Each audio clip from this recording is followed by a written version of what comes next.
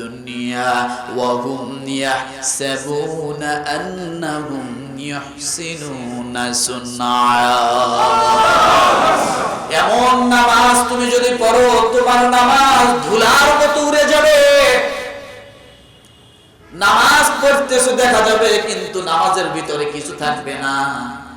যেমন একটা ফল পোকায় ভিতরে ঢুকে পুরো ফলটা খেয়ে ফেলেছে। বেগুন যদি আপনারা কেনার অভ্যাস আছে, বেগুনটা লম্বার দিকেও ঠিক আছে, চকচকার দিকেও ঠিক আছে, স্বাস্থ্যের দিকেও ঠিক আছে। আপনি অনেক মজা করে খাবেন বলে ভাজি করে খাবেন, ভর্তা করে খাবেন, তরকারিতে রান্না করে খাবেন, দোকান থেকে কিনে নিয়ে গেছেন। আপনার বিবি সাহেবাকে যখন দিয়েছেন, বিবি সাহেবা যখন বডির সামনে নিয়েছে, যখনই কাটতে ধরেছে বিবি সাহেব এক লাফ কি দিছে? কি হয়েছে লাফ দিলা কেন? বল বেগুনে পোকা। ভয় পায় না? ভয় পায় কি? পুরা বেগুনটা দেখবেন ভিতরে খেয়ে শেষ করে দিচ্ছে। আল্লাহ বলেন নামাজি নামাজ পড়ে কুল হাল নুনাব্বিউকুম বিল আখসারিনা আমালা। নামাজি নামাজ পড়ে কিন্তু ওই নামাজের ভিতরে রূহ থাকে না, ওই নামাজের ভিতরে মন থাকে না, ওই নামাজের সব তো দূরের কথা, ওকে ধুলা বালু দিয়ারও নিচে ডাবায়া দেওয়া হয়, ধুলার মতো উড়ে যাবে। এই জন্য রব্বুল আলামিন ডাক দিয়ে বলেন শুধু শরীরকে আল্লাহর দিকে দাঁড় করানো না, ওয়া আহসানু দীনাম মিম্মান আসলামা ওয়াজহাহু লিল্লাহ। আল্লাহ বলেন তোমার চেহারা, তোমার মন, মস্তিষ্ক, মেধা, আকল, বিবেক সব কিছু নিয়ে যদি তুমি আল্লাহর দিকে রুজু হও, আল্লাহ বলেন ওই লোকটা খাঁটি দিনদার। কি বলেছে? ওই লোকটা হলো খাঁটি দিনদার। আল্লাহ বলেন এর সৎকর্ম অভ্যাস একনিষ্ঠার সাথে। শুধু ওই রকম না, যে কোনো কাজ করেন না কেন, যতটা ভালো কাজ করেন না কেন, ওই ভালো কাজটা করার জন্য প্রস্তুতি নেওয়া দরকার, ওই ভালো কাজটা করার জন্য নিজের অভ্যাসে পরিণত করা দরকার। ইলেকশন শুরু হয়েছে, মাথায় টুপি যে জীবনে দেয় না, এখন সে টুপি দিচ্ছে। বলেন তো এটা কি দিনদারের কাম? জোরে বলেন। এখন দেখবেন নতুন নতুন এমন কিছু ভালো কাজ মানুষকে দেখাচ্ছে, দেখানো হচ্ছে, মনে হচ্ছে এর থেকে ভালো মানুষ আর না। সালাম দেওয়ার অভ্যাস সারা জীবনের জন্য করে নাও। শুধু ইলেকশন আসছে সালাম দিবা আর হাত বাড়ায় মুসাফা করবা। এরপরে যদি দেখো গরিব মানুষ হাত বাড়ায় মুসাফা করেছে, আবার তুমি হাতের দিকে তাকায় দেখবা ময়লা ভরলো নাকি। আছে না? নাই? নাই?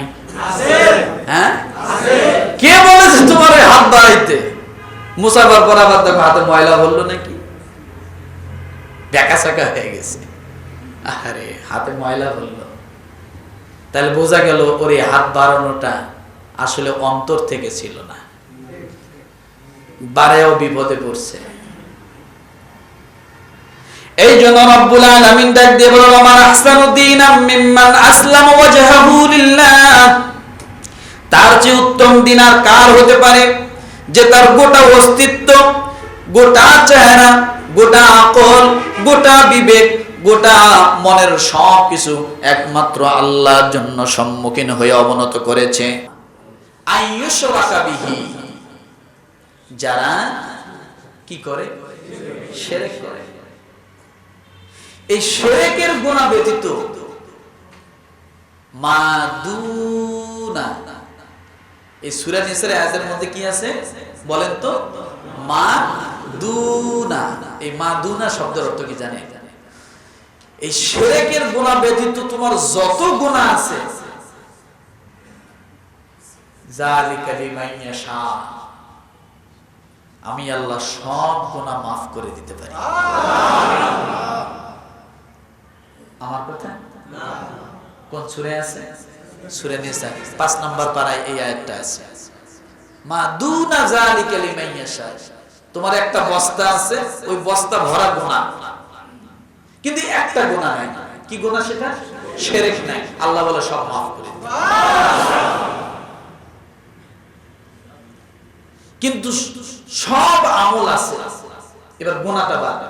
ওই বস্তা ভরা সব আমল আছে, হজের আমল, যাকাতের আমল, দান সদকার আমল, রোজার আমল সব আছে, কিন্তু সাথে কি আছে? শিরক আছে।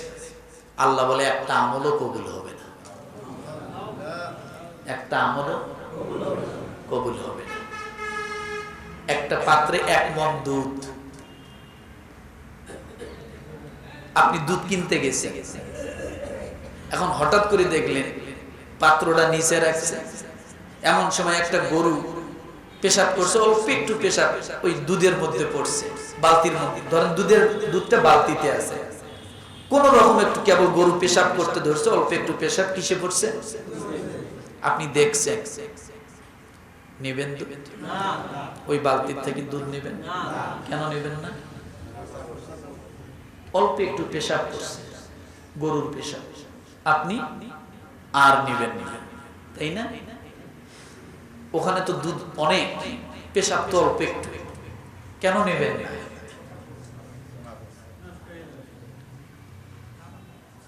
আপনার আমলগুলোই রকম, অনেক আমল আছে, কিন্তু শিরকের মতো গুনাহ অল্প একটু ওখানে আছে, আমলটা আল্লাহ স্টপ করে দেবেন,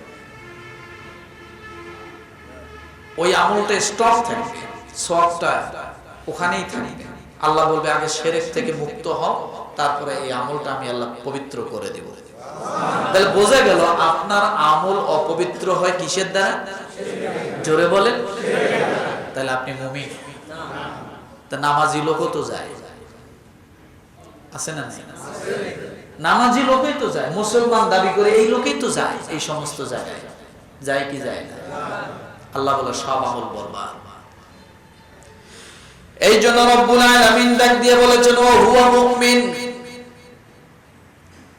যদি তোমরা সত্যিকার মুমিন হও ফাউলাইকা ইয়াদখুলুনাল জান্নাহ, আল্লাহ বলেন তাহলে তোমাদের সমস্ত ভালো কাজগুলোর দ্বারা আমি আল্লাহ তাআলা তোমাদের জন্য জান্নাতে প্রবেশ করাবো। ওয়ালা ইউজলামুনা নাকিরা, তোমাদের প্রতি কোনো জুলুম করা হবে না। কি করা হবে না? তোমাদের প্রতি কোনো জুলুম করা হবে না। কেমন জুলুম করা হবে না ভালো করে বোঝেন।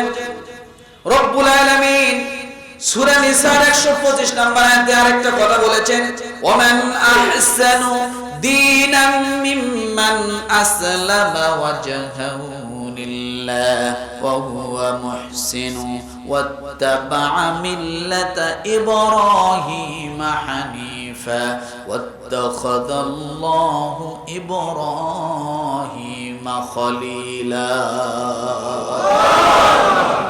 আগের আয়াতটা কত ছিল? এটা কত? 125। আল্লাহ তাআলা বলেন যদি তুমি মুমিন হও তাহলে তোমার আমলগুলো কেমন হবে দেখো।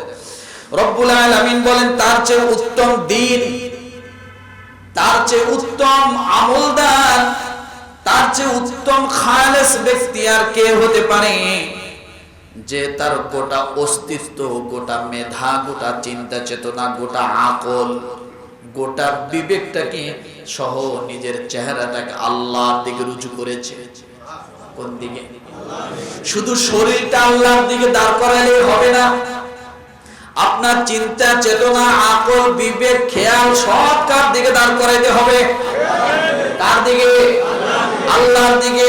কিন্তু আপনি শরীর দাঁড় করাইছেন আল্লাহর দিকে, আপনি পশ্চিম দিকে দাঁড়ায় নামাজ পড়তেছেন, কিন্তু আপনি হিসাব শুরু করলেন আল্লাহু আকবার বলে, সানা পড়ার বালাই নাই, আপনি সূরা ফাতিহা পড়ার বালাই নাই, মনটা চলে গেছে সংসারের হিসাবে, মনটা চলে গেছে দোকানের হিসাবে, মনটা চলে গেছে ওভার টাইমের হিসাবে, মনটা চলে গেছে কয় মণ আলু এবার জমিতে হবে, কয় মণ আলু স্টোরের মধ্যে রাখছেন, কয় মণ ধান স্টোরের মধ্যে রাখছেন, এইভাবে নানান হিসাব নিকেশ আপনি শুরু করলেন। করার পরে এইভাবে আপনি নামাজ পড়লেন, কয় রাকাত পড়লেন আপনার জানা নাই, সন্দেহর পরেও তারপরে আপনি সালাম ফিরাই দিলেন। বলেন এমন নামাজ দিয়ে আপনার কি হবে? হ্যাঁ, এই নামাজ কি হবে? এবার দেখেন আল্লাহ বলেন সূরা কাহফের শেষে, কোন জায়গায়? কুল হাল নুনাব্বিউকুম বিল আখসারিনা আ'মালা আল্লাযীনা দাল্লা সা'য়ুহুম ফিল হায়াতিদ দুনিয়া ওয়া হুম ইয়াহসাবুনা আন্নাহুম ইউহসিনুনা সুন্না। এমন নামাজ তুমি যদি পড়ো তোমার নামাজ ধুলার মতো উড়ে যাবে। নামাজ পড়তেছো দেখা যাবে কিন্তু নামাজের ভিতরে কিছু থাকবে না। যেমন একটা ফল পোকায় ভিতরে ঢুকে পুরো ফলটা খেয়ে ফেলেছে। বেগুন যদি আপনারা কেনার অভ্যাস আছে, বেগুনটা লম্বার দিকেও ঠিক আছে, চকচকার দিকেও ঠিক আছে, স্বাস্থ্যের দিকেও ঠিক আছে। আপনি অনেক মজা করে খাবেন বলে ভাজি করে খাবেন, ভর্তা করে খাবেন, তরকারিতে রান্না করে খাবেন, দোকান থেকে কিনে নিয়ে গেছেন। আপনার বিবি সাহেবাকে যখন দিয়েছেন, বিবি সাহেবা যখন বডির সামনে নিয়েছে, যখনই কাটতে ধরেছে বিবি সাহেব এক লাফ কি দিছে? কি হয়েছে লাফ দিলা কেন? বল বেগুনে পোকা। ভয় পায় না? ভয় পায় কি? পুরা বেগুনটা দেখবেন ভিতরে খেয়ে শেষ করে দিচ্ছে। আল্লাহ বলেন নামাজি নামাজ পড়ে কুল হাল নুনাব্বিউকুম বিল আখসারিনা আমালা। নামাজি নামাজ পড়ে কিন্তু ওই নামাজের ভিতরে রূহ থাকে না, ওই নামাজের ভিতরে মন থাকে না, ওই নামাজের সব তো দূরের কথা, ওকে ধুলা বালু দিয়ারও নিচে ডাবায়া দেওয়া হয়, ধুলার মতো উড়ে যাবে। এই জন্য রব্বুল আলামিন ডাক দিয়ে বলেন শুধু শরীরকে আল্লাহর দিকে দাঁড় করানো না, ওয়া আহসানু দীনাম মিম্মান আসলাম ওয়াজহাহু লিল্লাহ। আল্লাহ বলেন তোমার চেহারা, তোমার মন, মস্তিষ্ক, মেধা, আকল, বিবেক সব কিছু নিয়ে যদি তুমি আল্লাহর দিকে রুজু হও, আল্লাহ বলেন ওই লোকটা খাঁটি দিনদার।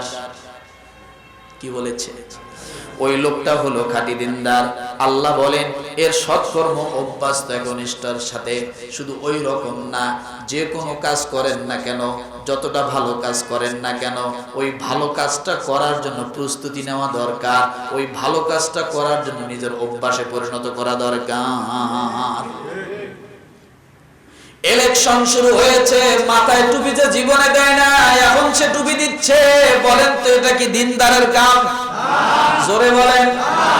এখন দেখবেন নতুন নতুন এমন কিছু ভালো কাজ মানুষকে দেখাচ্ছে, দেখানো হচ্ছে, মনে হচ্ছে এর থেকে ভালো মানুষ আর না। সেই সঙ্গে সৎকর্ম করে, এবং শুধু সৎকর্ম হঠাৎ হঠাৎ না, ওই সৎকর্মটা অভ্যাসে পরিণত করে দিয়েছে।